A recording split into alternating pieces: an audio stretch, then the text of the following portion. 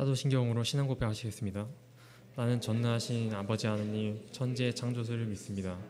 나는 그의 유일하신 아들 우리 주 예수 그리스도를 믿습니다. 그는 성령으로 잉태되어 동정녀 마리아에게서 나시고 본디오 빌라도에게 고난을 받아 십자가에 못 박혀 죽으시고 장사된 지 사흘 만에 죽은 자 가운데서 다시 살아나셨으며 장사된 지 되어 전능하신 아버지 하나님 우편에 앉아 계시다가 거기로부터 살아있는 자와 죽은 자를 심판하러 오십니다. 나는 성령을 믿으며 거룩한 공교회와 성도의 교제와 죄를 용서받는 것과 몸의 부활과 영생을 믿습니다. 아멘.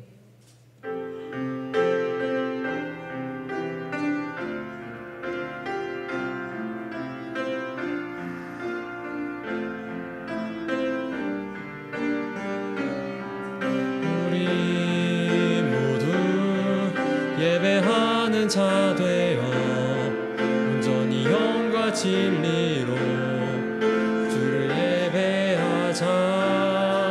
주가 우리와 함께 영원히 함께 하시고 마르지 않는 샘물로 우리 채우시리라. 모두 예배하는 자 되어 온전히 영과 진리로 주를 예배하자. 주가 우리와 함께 영원히 함께 하시고 마르지 않는 샘물로 주를 채우시리라. 오늘 주께서 우리에게 주신 말씀은 사무엘하 7장 8절부터 13절 말씀입니다. 기도하시겠습니다. 유희진 선생님께서 우리를 대표하셔서 기도해 주시겠습니다.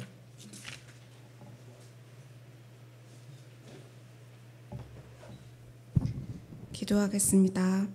사랑이 많으신 하나님, 오늘도 이 자리에 나와 함께 모여 예배드리게 하여 주신 주님께 찬양과 경배 올려드립니다. 무더운 날씨 속에서도 하나님께서 보호하여 주셔서 감사드립니다. 더운 날씨 때문에 안타까운 소식도 많이 들려옵니다. 목숨을 잃거나 피해를 보신 이들의 평안과 위로를 더하여 주시기를 소망합니다. 한 해의 절반이 지나가고 하나님과 어떤 교제를 해보았는지 떠올립니다. 잘못한 것들이 있다면 솔직하게 회개하고 받은 것이 있다면 기쁘게 감사하며 매일매일 성장하는 우리 을지로 중고등부 친구들 되게 하시고 주님께 더욱 매여 사는 선생님들이 되기를 기도합니다. 전교인 수련회를 준비하고 있습니다. 오랜만에 진행되는 전교인 수련회인 만큼 준비하시는 이들의 손길을 주관하여 주셔서 지혜롭게 주님 안에 계획되는 시간 되게 하시고 참여하는 한 사람 한 사람에게도 온전히 주님과 함께하는 귀한 시간 보낼 수 있도록 이끌어주세요. 우리 중고등부에 참여하는 친구들도 있지만 아쉬운 마음으로 참여를 못하는 친구들도 있습니다. 동일하게 어떤 자리에서든 하나님을 찾는 시간 갖게 하셔서 주님을 경험하는 은혜 주실 줄 믿습니다. 예배를 시작합니다. 끝나는 시간까지 함께 해주시고 예배를 준비하는 모든 손길과 찬양으로 나아가는 유빌라테 찬양대에게도 복을 더해주세요. 말씀 전하시는 정평진 목사님께도 성령 충만함 주셔서 말씀이 땅에 떨어지지 않고 듣는 이들의 마음속에 담기게 하여 주세요. 사랑합니다. 감사합니다. 예수님의 이름으로 기도드립니다. 아멘.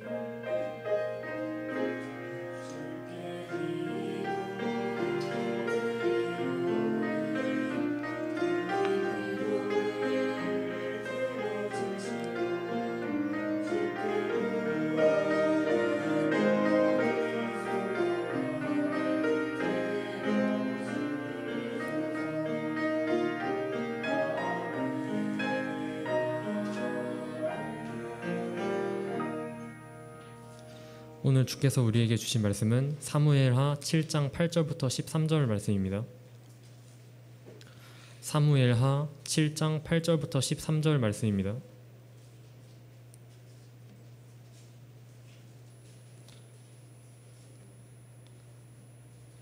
다들 다 찾으신 줄 알고 교독하시도록 하겠습니다. 그러니 내 종 다윗에게 말하여라. 전능하신 여호와께서 말씀하신다. 내가 양떼를 따라다니던 너를 목장에서 데려다가 내 백성 이스라엘의 통치자로 삼았다.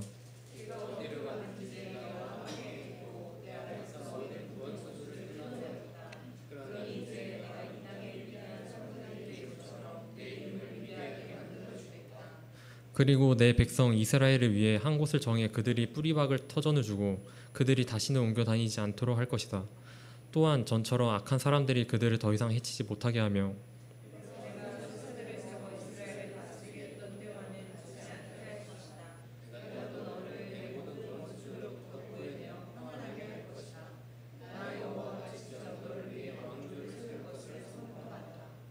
네 날들이 끝나고 네가 네 조상들과 함께 잠들 때 내가 네 몸에서 나올 네 자손을 일으켜 네 뒤를 잇게 하고 내가 그의 나라를 든든히 세울 것이다. 그가 내 이름을 위해 집을 세울 것이고 나는 그 나라의 보좌를 영원히 세워줄 것이다. 아멘. 정평진 목사님께서 유빌라테 찬양대가 할렐루야 주 찬양해라는 찬양 해주시고 정평진 목사님께서 영원한 나라를 약속하신 하나님이라는 제목으로 설교 말씀해 주시겠습니다.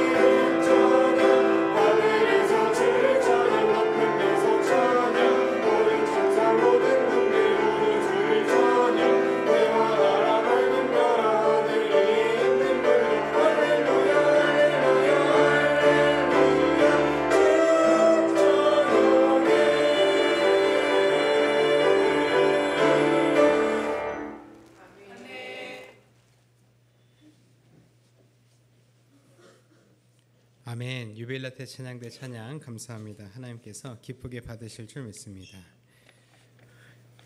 오늘은 영원한 나라를 약속하신 하나님이란 제목으로 하나님 말씀 나누도록 하겠습니다. 요즘은 잘 사용하지 않는 것 같은데 가끔씩 사용하는 단어 수저기금론이 있습니다. 커서를 혹시 PPT에 올려주시면 감사하겠습니다. 네. 이제 요즘은 잘 사용하지 않죠. 요즘은 이제 뭐 흑수저니 금수저니 이런 말은 요즘은 잘 사용하지 않는데 이제 사실 뭐 이 용어가 그래도 아직까지는 이제 통념적으로 사용이 되는 것 같아요. 뭐 이제 여러분들도 내가 뭐 흑수저네 금수저네 그렇게 밖에 그러진 않겠지만 그냥 우리 재미로 본다면 금수저, 은수저, 동수저, 흑수저 이렇게 우리가 보통 나뉘고 이제 금수저는 SNS 상에서는 자산 20억 또는 가구 연수입 2억 원, 차량으로 하면은 이제 포람페 이런 걸 타는 거겠죠. 이제 포람페 정도를 이제 걱정 없이 운영하는 정도. 은수저는 자산 10억 원, 가구 연수입 8천만 원, 또 국산차 제네시스나 그랜저, 또 K9과 같은 대형차를 이제 운용하는 정도. 동수저는 자산 5억 원, 가구 연수입 5,500만 원, 그랜저부터 소나타까지. 그다음에 흑수저는 자산 5천만 원 미만, 가구 연수입 2천만 원 미만. 아반떼, 경차 혹은 BMW, 그러니까 버스, 메트로, 워킹을 사용하는 사람들을 흑수저라고 나뉜다고 SNS 상에서 그러더라고요.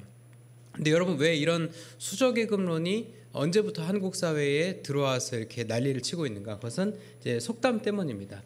이제 이제 영어의 어떤 표현 중에 born with a silver spoon in your mouth, 그러니까 네 입에 은수저를 물고 태어났다라는 게 있습니다. 그러니까 원래는 이런 자세는 아니에요. 보통 유모나 메이드가 이제 이유식이나 음식을 떠서 먹이는데 그 수저가 은수저인 거예요.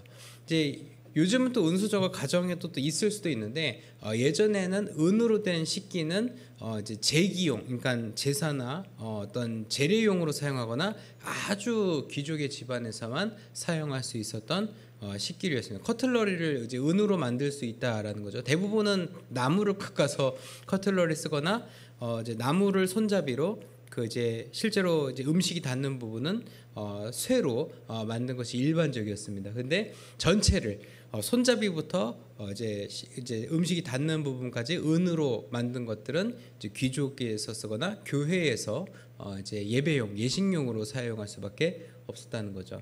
그래서 그런 의미에서 은수저란 표현이 이제 미국의 이제 서양의 이제 이디엄으로 있었는데 그것이 이제 한국에 오면서 금수저까지 확장돼, 뭐 다이아 수저 뭐 이렇게까지도 얘기하는데 이제 금, 은, 동, 흑수저가 있습니다. 근데 이제 사실은 여러분들도 아마 이제 개그를 보면서 우리 집은 무슨 수저인가 이렇게 또 호기심에 생각해봤을 수 있어요. 근데 제가 오늘 그 이야기를 해드리려는 건 아닙니다.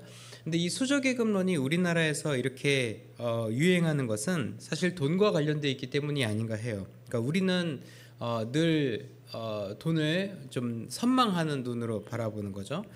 이제 사실 제 나이가 되면 또 여러분도 이제 청년의 시기 또 장년의 시기가 되면은 더 조금 더 넓고 또 역세권에 있는 집, 서울 한복판에 있는 집, 한복판까지는 아니더라도 이제 좀 가까이 이제 역 가까이에서 조금 이제 신축의 좀 대형 평수, 또 자동차도 지금 있는 차보다 사이즈가 크거나 연식이 최근이거나 혹은 이제 조금 브랜드가 자동차 제조사가 조금 더 이제 알려져 있거나 그런 것들을 우리가 더 원한다는 거죠. 계속 더 높은 무언가로 상승하고자 하는 욕구가 이제 인생을 사실 우리를 계속 피곤하게 하고, 그러니까 우리를 이제 목적을 주기도 하지만 굉장히 피곤하게 하는 거죠.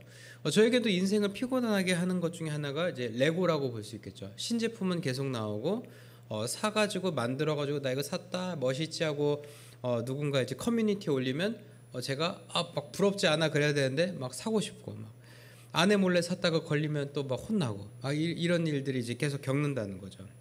근데 이제 누구나 그런 것 같아요. 내 관심사가 어디에 있냐, 또 내가 시간을 어디에 쓰냐. 사실 그거는 뭐 개인의 자유긴 하지만 그 모든 것이 갖고 싶은 것도 너무 많고 내가 갖지 못한 걸 남이 가짐으로 인해서 내가 스트레스 받고, 그런 것들이 사실은 이 수저계급론이 여전히 한국에서 사용되는 이유인 것입니다.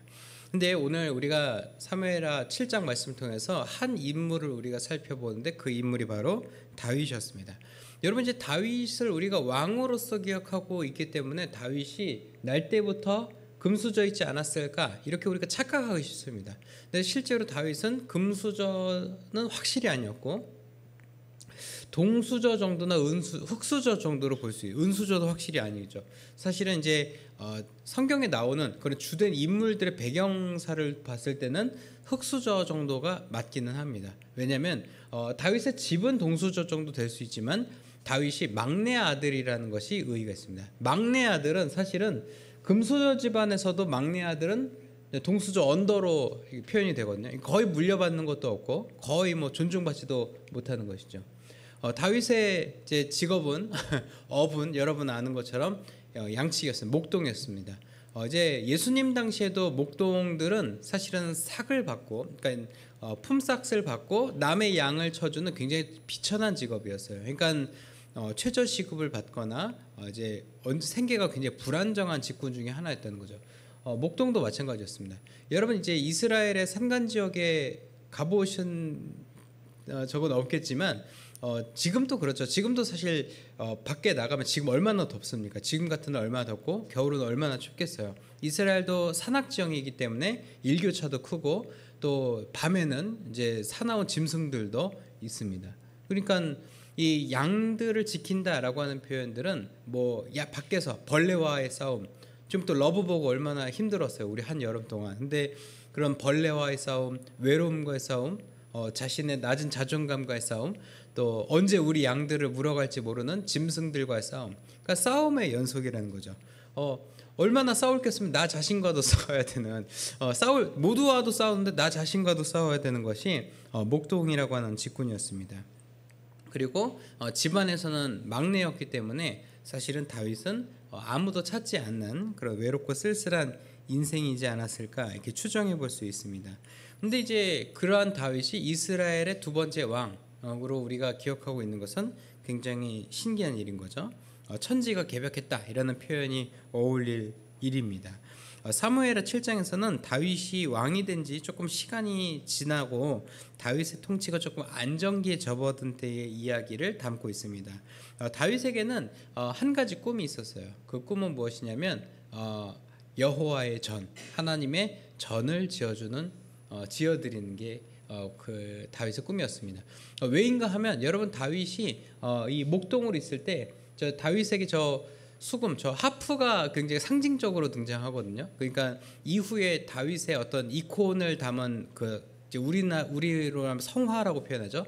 다윗을 표현한 그림에는 저 하프가 빠지지가 않는데 왜냐하면 그가 여호와를 찬양하는 곡을 많이 지어 불렀기 때문입니다. 우리가 오늘은 다루지 않지만 시편의 대부분이 그 기자, 그 노래하는 자가 다윗이고 그 다윗이 하나님께 때로는 탄원하고 때로는 감사하고 때로는 영광 올리는 그런 모습들이 노래의 곡조로 표현되어 있다는 것을 본다면 다윗이 평소에 하나님을 찬양하는 것을 기뻐했으며 또 노래를 지어 부르는 것을 얼마나 기뻐했는가 알 수가 있습니다.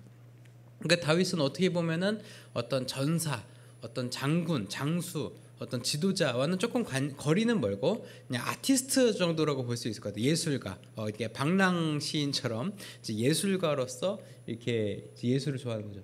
근데 다윗이 어느 순간 갑자기 왕의 자리에 오르게 되는데 여러분 다윗의 인생이 역전되기 시작한 포인트가 언제인지 아시나요?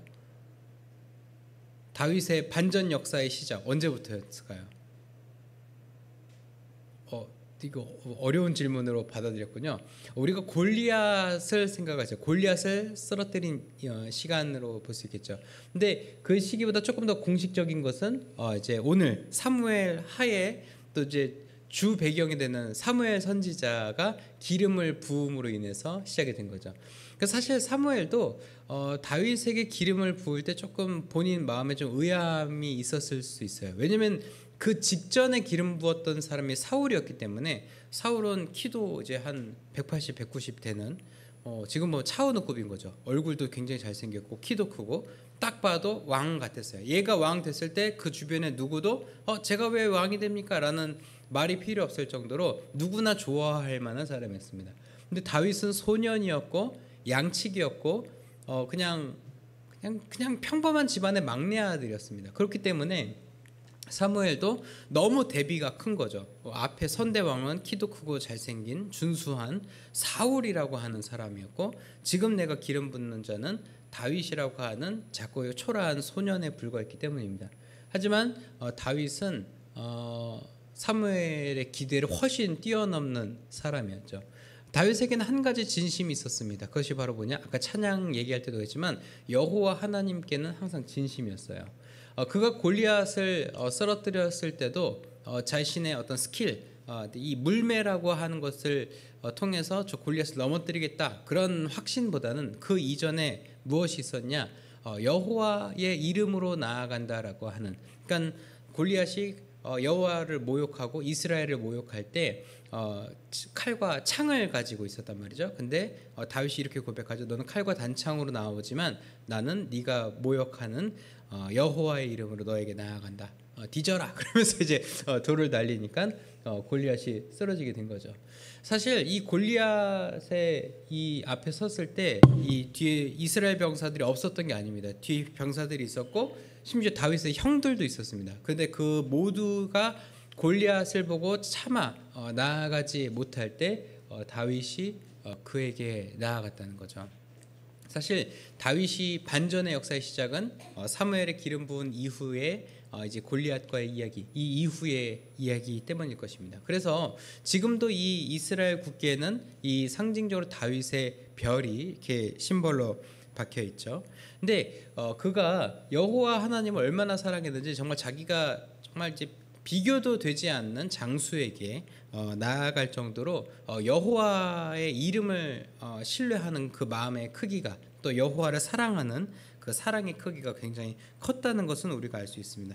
그렇기 때문에 그가 왕이 되었을 때 사실은 가장 하고 싶었던 것이 여호와의 성전을 또한 건축하는 일이었다고 볼 수 있겠죠. 근데 하나님께 이렇게 구했어요. 하나님, 제가 여호와 하나님께 성전을 제가 아주 멋지게 지어드릴게요. 제가 왕으로서 그걸 공약하겠습니다 라고 했는데 하나님께서 그것을 허락치 않으세요. 지금까지 수많은 일들을 이루어 주셨고 또 지금 이제 안정기에 도달하기까지 다윗과 늘 함께 해주셨다라고 얘기하셨지만 사실은 그것을 약속을 사실은 거절하신 거죠. 그러니까 이것은 나는 너에게 그렇게 약속할 수 있지만 너가 나한테 그렇게 약속하는 거 내가 받지 않겠다, 원치 않는다라고 이야기하십니다. 그 다윗이 하나님과 함께 거하며 하나님의 뜻에 순종하며 살았던 삶에 하나님께서는 함께 해주셨고 그의 삶을 복되게 해주셨기 때문에 아마 다윗은 감사하는 마음에서라도 하나님께 그렇게 해드리고 싶었는지 모르겠습니다.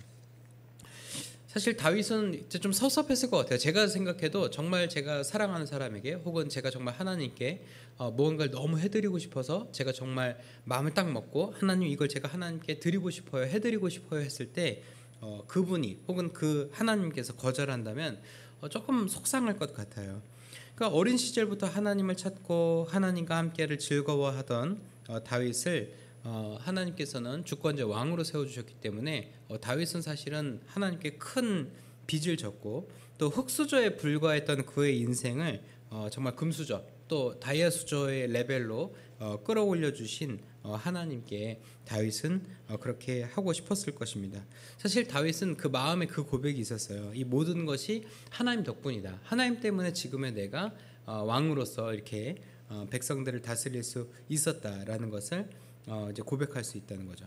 근데 오늘 8절 말씀을 한번 같이 읽어보면 좋겠습니다. 8절 말씀 함께 읽겠습니다. 시작. 그러니 내 종 다윗에게 말하여라. 전능하신 여호와께서 말씀하신다. 내가 양떼를 따라다니던 너를 목장에서 데려다가 내 백성 이스라엘의 통치자로 삼았다라는 것입니다. 그러니까 이것을 표현으로 보면은 이제 사무엘을 통해서 이렇게 표현되는 거지만 다윗은 그것을 마음으로 분명히 기억하고 있었고 그것을 인정하는 자였다는 것입니다. 근데 이 전체 사무엘하 7장의 맥락에서 우리가 그것을 조금 더 입체적으로 볼 때 우리가 놓치지 말아야 할 것은 하나님께서 다윗에게 그렇게 한 것을 하나님께서 약속하셨다는 거예요. 그러니까 다윗이 왕이 되고 나서 하나님께서 그런 평가를 내리신 것이 아니라 양을 지키고 있는 그때에 하나님께서 그를 택하셨다는 거죠. 그러니까 그가 뭐가 잘나서 막 지략이 뛰어나서 용기가 엄청나서 정말 하나님 앞에 발라서 라기보다는 그 양떼를 지키고 있을 때 하나님께서 전적으로 하나님께서 그를 택하시고 세우셨다는 것입니다. 그래서 이 정체성이 다윗은 분명히 그것을 기억하고 있었고 하나님께서 신실하신 하나님이시며 변하지 않고 이것을 반드시 지키신다라는 것을 다윗은 분명히 알고 있었습니다. 그래서 이 아까도 살펴본 이 국기에 새겨진 다윗의 별이라고 하는 것은 사실은 신실하신 하나님의 상징이라는 거죠. 그러니까 우리가 다윗의 별 하니까 다윗이 엄청 대단한 것처럼 보이지만 사실 그 다윗을 있게 한 하나님 때문에 이 다윗의 별이 있다는 것. 그래서 여러분들이 유대인들 혹은 이스라엘에 대해서 오해하지 않았으면 좋겠어요. 다윗의 별을 여기다 박을 정도면은 다윗 신봉자들 아니냐 뭐 그렇게 생각할 수 있어요. 우리나라가 저희 나라도 민족적으로 이순신 장군이나 세종대왕을 굉장히 높이 평가하고 존경하는 것처럼 그렇게 민족적 리더십으로 생각하기 쉬운데 사실 이 다윗의 별이 상징하는 것은 다윗이 정말 대단하다가 아니라 그 다윗과 하나님께서 함께 해주셨다라는 의미라고 해석하는 것이 좀 더 성숙한 해석이라는 거죠. 그래서 여러분들이 이제 이스라엘 국기 볼 때마다 하나님께서 이스라엘을 저렇게 사고치고 저렇게 난리쳐도 그런 하나님께서 이스라엘을 안 버리시는구나라는 그 신실하신 하나님을 좀 볼 수 있기를 바랍니다. 우스갯소리에서 조금 넘어와서 사실 이 믿지 않는 사람들도 이 별이 다윗의 별인 것을 다 알고 있습니다. 다윗의 골리앗 이야기 때문일 수도 있을 것 같아요. 근데 하나님께서 그렇게 하셨던 것을 우리가 국기를 통해서도 알 수 있지만 오늘 읽은 말씀 속에 하나님께서 너의 이름을 빛나게 하겠다, 드높이겠다라고 하는 그 약속이 또한 있었다는 것을 여러분 기억하십시오. 그러니까 다윗의 이름을 널리 알려지게 하겠다 하는데 성경에만 만약에 다윗이 기록되고 있었다면은 많은 사람들이 아마 몰랐을 수 있습니다. 그러니까 그 신앙인들 또 유대교 신자나 그리스도인들 또 천주교 가톨릭 신자들만 다윗의 이름을 알고 있었고 아마 다른 사람들은 다윗을 잘 몰랐을 수 있습니다. 하지만 다윗이 예술 작품으로 다비드상의 그 다비드로 또한 다윗의 별로 이렇게 온 인류에 지금 이제 수천 년이 지난 지금까지 다윗이 알려지고 있는 것은 하나님의 약속이 다윗이 죽은 이후에도 계속 신실하게 이루어져 가고 있다는 것을 또한 우리가 알 수 있다는 거죠. 그러니까 하나님의 약속은 반드시 이루어지고 우리가 그 열매를 비록 보고 죽었더라도 그보다 더 큰 열매를 하나님께서 계속 이루어 가신다는 것이 바로 하나님의 약속이죠. 이게 하나님께서 사람에게 하시는 약속과 우리끼리 하는 약속과의 차이점이라는 거죠. 하나님께서 사람에게 약속하시는 그 약속은 신실하게 반드시 무조건적으로 이루어지며 오히려 우리의 기대보다 훨씬 더 크게 이루어지는 것이 하나님께서 우리에게 행하시는 약속이다라는 것입니다. 이것을 기억할 때 우리는 수저계급론을 초월할 수가 있게 됩니다. 여러분 스스로를 어떻게 규정했는지는 모르겠어요. 하지만 여러분이 어떤 수저이든 어떤 모습이든 하나님께서는 그 언약을 맺으십니다. 즉 이스라엘 자손과 또 다윗에게 자손에 대한 언약을 맺으시고 그 언약을 통해서 유대인과 또 메시아 우리 주 예수 그리스도가 오실 것이라는 그 약속을 이루신 것처럼 하나님의 자녀로 부르신 여러분들을 하나님께서 절대 그냥 가만히 내버려 두지 않으시다는 거죠. 우리가 지난 시간에 지금까지 에베네셀 지금 여기 임마누엘 앞으로 여호와 이레 우리가 함께 찬양을 불렀잖아요. 그러니까 하나님께서는 그렇게 우리의 전방위적으로 우리 삶에 개입하고자 하시고 우리를 그렇게 지켜주고자 하신다는 겁니다. 즉 하나님께서 우리를 향해 그렇게 다가오고 계시다는 거예요. 우리가 하나님을 향해 나아가고자 하는 열망보다 훨씬 더 큰 열망으로 우리에게 다가오시는 분이 하나님 그리고 그 하나님의 신실하심이라는 것을 우리가 기억해야 한다는 것입니다. 그래서 여러분 스스로가 난 흙수저야, 나는 만년 흙수저야 이렇게 생각했을 수 있다는 거죠. 하지만 여러분 정말 재밌는 것은 흙이 물론 흙이라는 재질만 보면 되게 볼품없지만 그 흙으로 빚어진 것이 장인의 손에서 아주 멋지게 재탄생하면 그것은 국보가 되고 보물이 되고 작품이 된다는 것을 여러분 기억하십시오. 이제 중앙박물관에 있는 고려청자와 조선 백자들을 보면은 재질은 다 흙입니다. 아마 원재료가 하면은 뭐 몇천 원 안 될 것 같아요. 하지만 이것이 수억 원을 호가하고 수억 원을 줘도 바꾸지 않는 가치를 띠는 것은 그들이 명장의 손에서 장인의 손에서 재탄생되었고 그것이 보존되어졌고 신실하게 지켜졌기 때문입니다. 그 가치가 인정되었고 그 가치가 변하지 않기 때문입니다. 우리 스스로를 흙수저로 규정할 수는 있습니다. 남들 보기엔 그럴 수 있죠. 하지만 정말 신실하신 하나님 이 땅을 지으시고 우리를 살리시고 세우시는 하나님의 손에서 우리가 정말 구워진다면 그 손을 탄다면 우리는 수억 원을 또 수억 만금을 바꿔도 바꿀 수 없는 높은 가치의 보물과 같은 그런 존재들이 될 것입니다.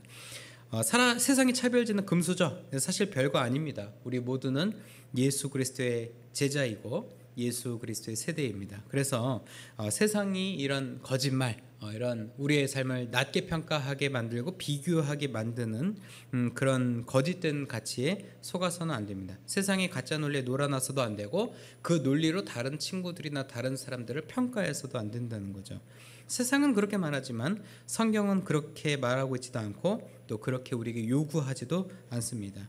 다윗이 하나님과 동행하고 있는 것이 곧 다윗의 정체성이었던 것처럼 우리가 누구와 동행하고 있는가, 그것이 바로 우리의 정체성이자 우리의 가치라는 것을 여러분 꼭 기억하시기 바랍니다. 하나님의 영원하신 약속이 예수 그리스도를 통하여서 우리에게 성취되었고 그 예수 그리스도께서 우리와 함께 동행하고 계시다는 것, 여러분 그것을 꼭 기억하시면서 하나님의 약속이 우리 삶 속에서 이루어지는 그 지점을 내가 정말 보리라 영광 중에 하나님의 약속이 내 삶을 통해서 어떻게 이루어지는지 내가 기대하겠다라는 마음으로 하루하루를 살아가는 여러분 되길 바랍니다. 그래서 하나님과 동행하는 우리 모두가 되길 축복하면서 우리 시선 함께 찬양하겠습니다.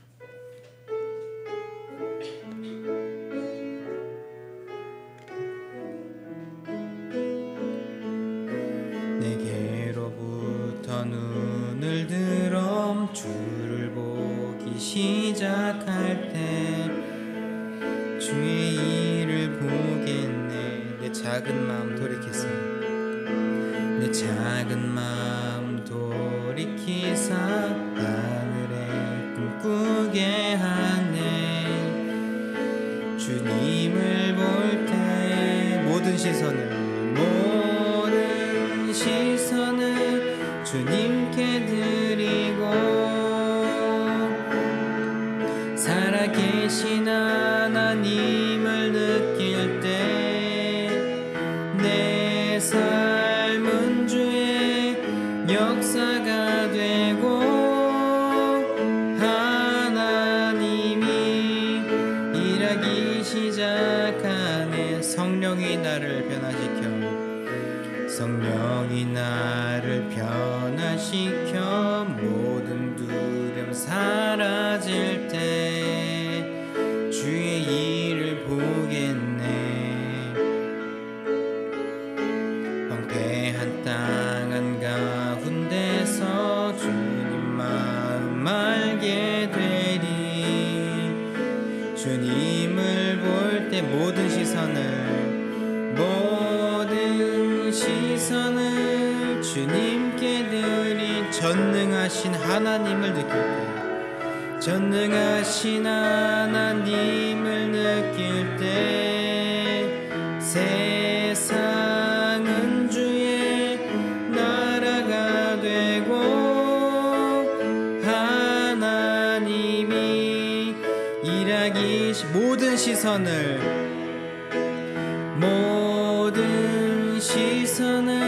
주님께 드리고 살아계신 하나님을 느낄 때 내 삶은 주의 역사가 되고 하나님이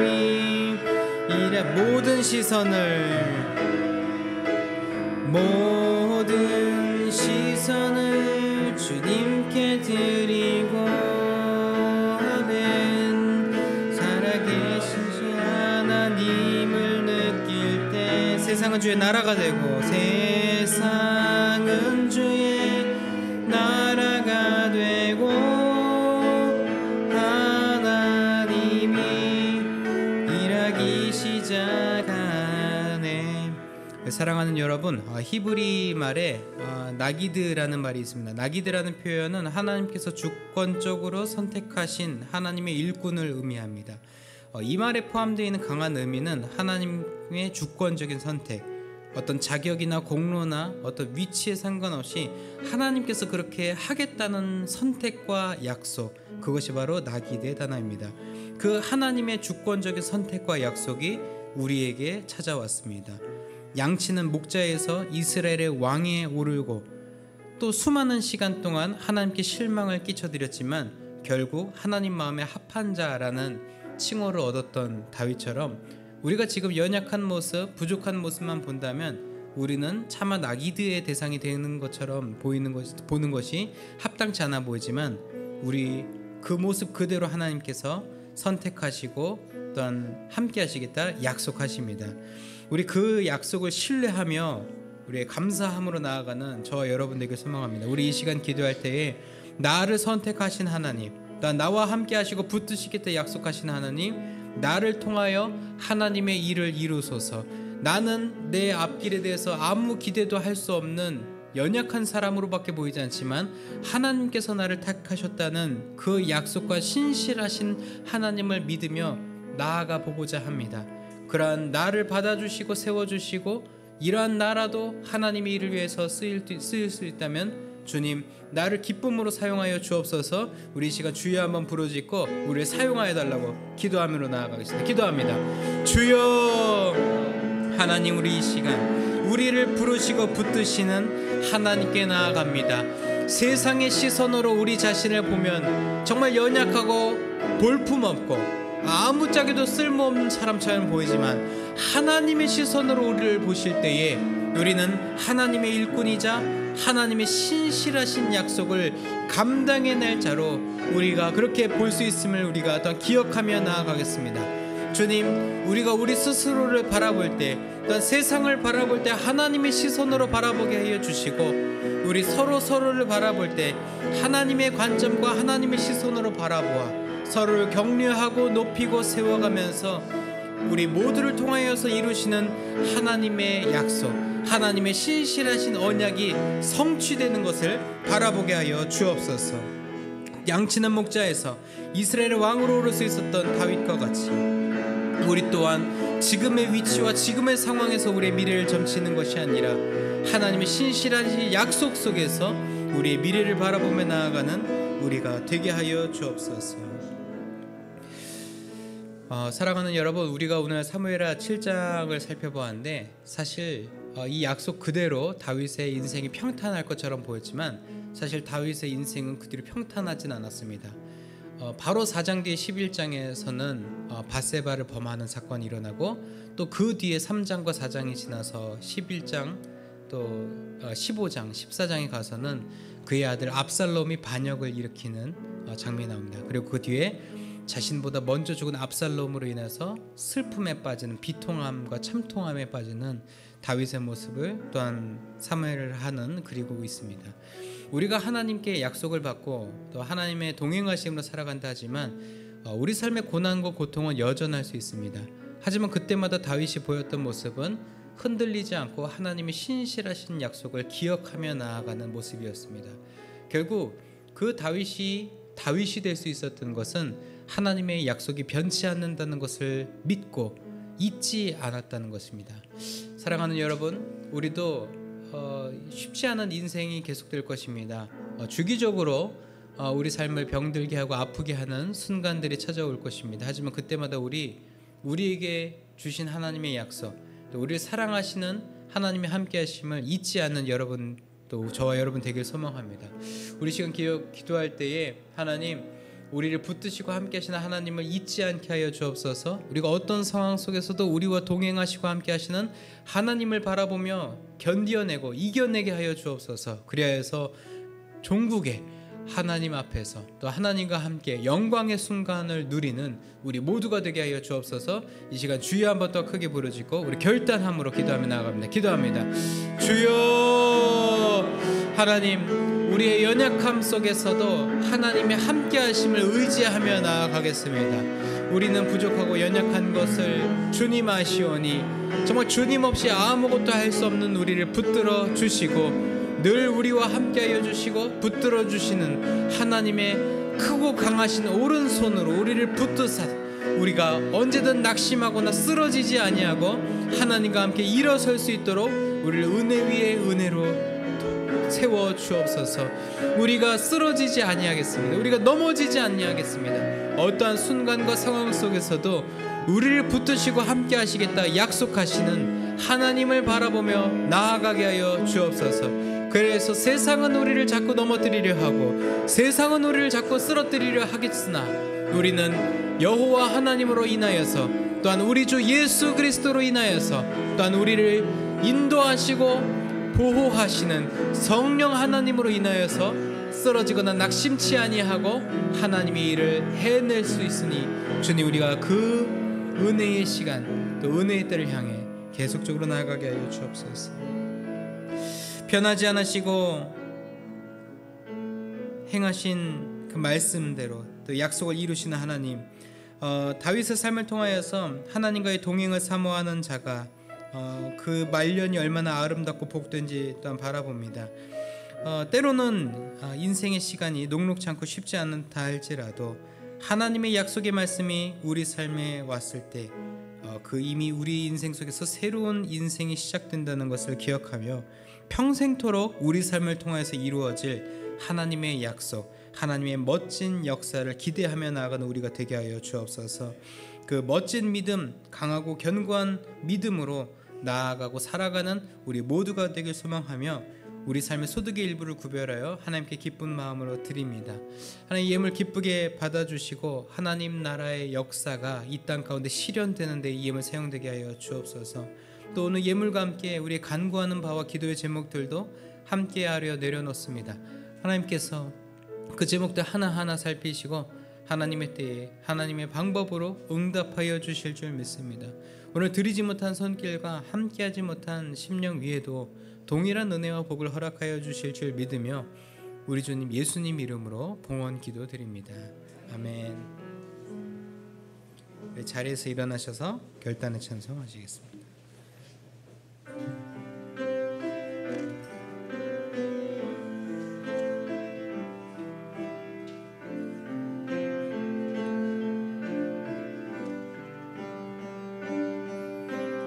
나의 평생에 가장 족된 일은 내가 예수님을 만난 것이라. 나의 평생에 가장 잘한 일은 내가 예수님을 주로 섬긴 것. 이 세상 살 동안 내가 걷는 길이 때론 험하여서 넘어질 때도 주의 강한 손이 나를 붙드시니 나는 예수님만 주로 섬기며 살리. 나는 주를 섬기는 것에 후회가 없습니다. 내가 걸어온 모든 시간 다 주의 은혜니 내가 걸어갈 모든 날도 주만 섬기며 살리. 오직 예수 이름 부르며 살아가리라. 이것이 나의 간증이요 이것이 나의 찬송일세. 나 사는 동안 끊임없이 구주를 찬송하. 이것이 나의 간증이요 이것이 나의 간증이요 이것이 나의 찬송일세. 나 사는 동안 끊임없이 구주를 찬송하리로다. 우리를 죄와 어둠 속에서 건져 하나님의 자녀 삼아 주신 주 예수 그리스도의 구속의 은혜와 역사의 주인이신 우리 아버지 하나님의 무한하신 그 사랑하심과 보혜사 성령님의 내주교통 형통하게 하시는 역사가 오늘 말씀을 기억하며 우리 삶을 통하여서 이루어질 하나님의 신실하신 그 약속을 성취되는 그 순간을 바라보고자 결단하며 나아가는 이 자리에 고개 숙인 을지로교회 중고등부 자녀들과 우리를 지도하시는 선생님들과 주님의 몸된 을지로 교회와 우리의 가정과 학교와 일터 위에 우리 조국 대한민국 위에 이제부터 영원까지 함께 하옵시기를 간절히 축원하옵나이다. 아멘.